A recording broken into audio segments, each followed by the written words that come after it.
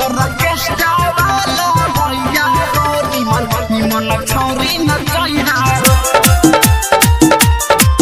निमन छौरी नचैहा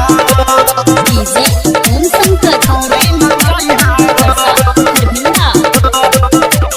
बड़ी दूर से हम सब आयल छियो हो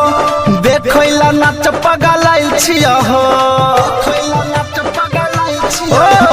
बड़ी दूर से हम सब आयल छियो हो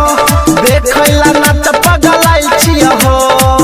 भोरे रे प्रोग्राम देखा के भोरे चली गई हो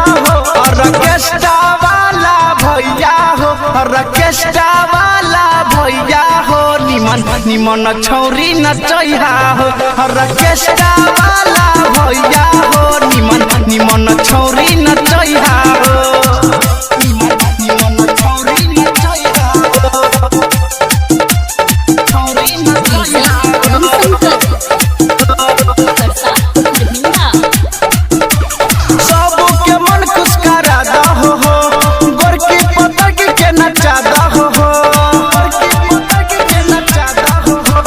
सबके मन खुश करा दहो हो गोरकी पतक के नचा दहो हो देवो दस बीस नाम एलन सर से बोलबै हो रकेस्टा वाला भैया हो रकेस्टा वाला भैया हो निमन छौरी नचैहा हो रकेस्टा वाला भैया हो निमन छौरी नचैहा हो निमन छौरी नचैहा छौरी नचैहा ओम शंकर राइटर संजीत राजन के छै डिमांड नहीं तो भजत प्रोग्राम में कान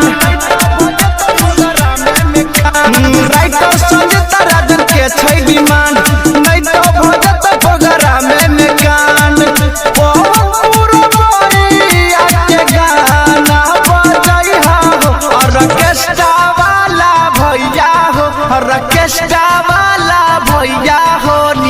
निमन छौरी नचैहा हो रकेस्टा वाला भैया हो